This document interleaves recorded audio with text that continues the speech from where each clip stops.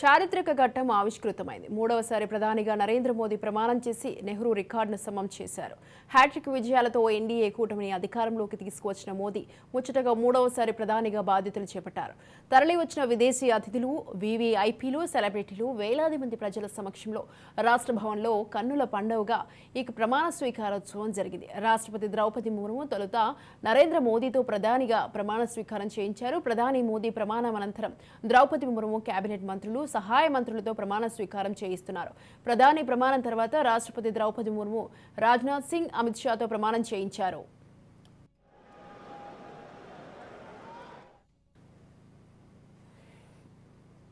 ఈసారి మోదీ కేబినెట్లో 72 మంది ఉన్నారు. వీరిలో కేబినెట్ ర్యాంక్ 30 మంది ఉంటే స్వతంత్ర హోదా సహాయ మంత్రులు 5, 36 మంది సహాయ మంత్రులుగా ప్రమాణం చేశారు.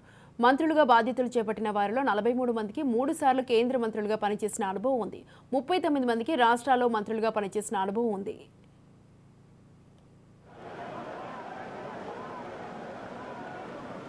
మోదీ 3.0 కేబినెట్లో భారత్ నలుమూలల నుంచి 24 రాష్ట్రాలు, అన్ని ప్రాంతాల నుంచి ప్రాతినిధ్యం ఉండేలా చర్యలు తీసుకున్నారు. మొత్తంగా మిత్రపక్షాలకు 11 కేంద్ర మంత్రి పదవులు దక్కాయి.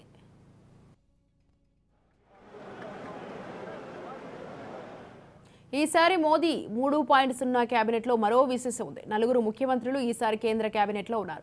గతంలో మధ్యప్రదేశ్ సీఎంగా చేసిన శివరాజ్ సింగ్ చౌహాన్, హర్యానా మాజీ సీఏ మనోహర్ లాల్ ఖట్టర్, కర్ణాటక మాజీ సీఎం కుమారస్వామి, బీహార్ మాజీ సీఎం జితిన్ రామ్ మాంఝీ ఇప్పుడు కేంద్రంలో కీలక పాత్ర పోషించబోతున్నారు. మోదీ 3.0 కేబినెట్లో 34 మంది రాష్ట్ర శాసనసభలలో పనిచేసిన వారు, 23 మంది రాష్ట్రాలలో మంత్రులుగా పనిచేసిన వారు సైతం ఉన్నారు.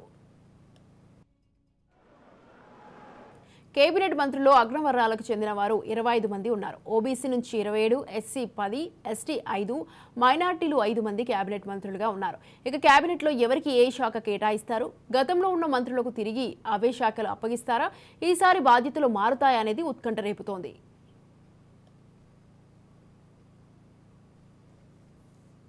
ఈ వేడుకకు టీడీపీ అధినేత, ఏపీ కాబోయే ముఖ్యమంత్రి చంద్రబాబు, జనసేన అధ్యక్షుడు పవన్ కళ్యాణ్ సహా మిత్రపక్షాల అగ్రనేతలంతా హాజరయ్యారు. ఈసారి మిత్రపక్షమైన జనసేనకు చోటు కల్పించలేదు. త్వరలోనే విస్తరణలో పదవి ఇచ్చే అవకాశం ఉంది.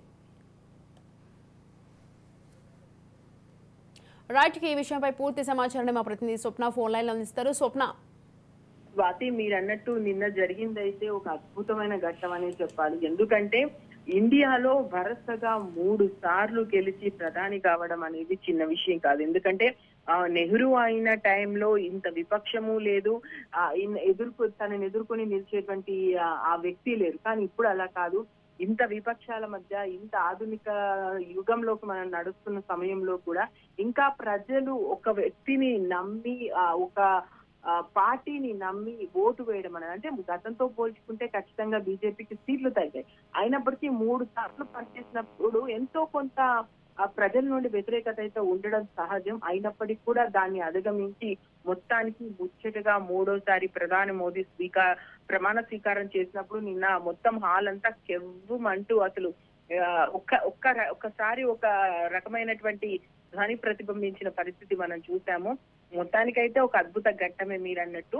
ఇక ఇంతకుముందు మీరు చెప్పారు 72 మంది మంత్రులతో కొలువుదీరిన కమిటీ అని చెప్పేసి. సో దాంట్లో మిత్రపక్షాలకు సంబంధించి 11 ఇచ్చారు. మిగతా అన్ని కూడా ఎన్డీఏ గవర్నమెంట్ కి ఉన్నాయి, అంటే బీజేపీ గవర్నమెంట్ కి ఉన్నాయి. సో 11 మిత్రపక్షాలు. సో మొత్తానికైతే 72 మందికి అయితే అవకాశం కల్పించడం జరిగింది. నిన్న వాళ్ళందరూ హఠాత్తుగా ప్రమాణ స్వీకారం అయితే చేశారు. అండ్ మోదీ వాళ్ళకి సమావేశానికి ముందు కూడా ఒకటే చెప్పారు, మీరు కేంద్ర మంత్రులు అయ్యారనో మరేదో అని చెప్పేసి అనుకోకండి, ఇప్పుడు మీ మీద ఒక పెద్ద బాధ్యతను అయితే పెట్టాము, ఇది బాధ్యతగా తీసుకోండి, మళ్ళీ ఒకసారి మనం గెలవాలి, అంటే ప్రజలకు మనం ఆ రీతిలో మనము పని చేయాల్సి ఉంటుంది. ముఖ్యంగా ఇప్పుడు ఉన్నటువంటి పరిస్థితుల్లో మనం మరింత ప్రజలు మన మీద పెట్టుకున్నటువంటి నమ్మకానికి అనుగుణంగా పనిచేయాలని చెప్పారు. ఇక ఎవరికి ఏ శాఖ కేటాయిస్తారు, గతంలో ఉన్నటువంటి మంత్రులకు తిరిగి అవే శాఖలు ఇచ్చిస్తారా లేదా మారుస్తారా అంటే మార్చేటువంటి అవకాశాలు మనకి ఎక్కువగా కనిపిస్తున్నాయి. నేడు సాయంత్రం 5 గంటలకు కేంద్ర కేబినెట్ సమావేశం ఉంది. సో ప్రధాని వారణాసి పర్యటన ముగించుకొని మధ్యాహ్నం వరకు ఢిల్లీ చేరుకుంటారు. దీంతో మంత్రిత్వ శాఖల కేటాయింపులపై ఉత్కంఠ అయితే కొనసాగుతుంది. దానికి సంబంధించి క్లారిటీ వచ్చే అవకాశం అయితే కనిపిస్తుంది. సో సాయంత్రం జరిగే కేబినెట్ కి ముందే మంత్రిత్వ శాఖలు కేటాయిస్తారా లేదా అనే విషయానికి సంబంధించి అయితే ఇంకా స్పష్టత రావాల్సింది. సో 2019లో అయితే కేబినెట్ సమావేశం కంటే ముందే అన్ని జరిగిపోయి కీలక మంత్రిత్వ శాఖలు బీజేపీ తన దగ్గర ఉంచుకొని మిగతావి ఇప్పుడు టీడీపీ అడిగినవి కానీ మిగతా మిత్రపక్షాలు అడిగినవి కానీ దాంట్లో కొంచెం అటు ఇటుగా వాళ్ళకి ఇచ్చేటువంటి పరిస్థితి అయితే మనకు కనిపిస్తుంది. జస్ట్ ఒకసారి మనం తెలంగాణ గురించి మాట్లాడుకున్నాం. తెలంగాణ నుంచి ఆల్రెడీ కిషన్ రెడ్డి గతంలోనే ఆయన కేంద్ర మంత్రిగా పనిచేశారు. ముందు సహాయ మంత్రి, ఆ తర్వాత కేంద్ర మంత్రిగా పనిచేశారు. సంస్కృతిక పర్యాటక ఈశాన్య రాష్ట్రాల అభివృద్ధి శాఖను కేటాయించారు.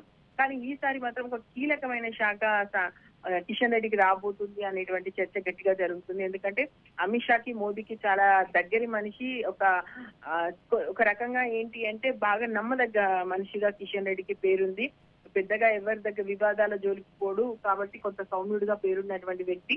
తెలంగాణ నుంచి గట్టి ప్రాతినిధ్యం ఇవ్వాలి, మేము దక్షిణాది రాష్ట్రాలకు పెద్దపీట వేస్తున్నామని చెప్పుకోవాలంటే ఇప్పుడు కిషన్ రెడ్డి కీలకమైన శాఖ ఇవ్వాల్సినటువంటి అవసరం ఉంది.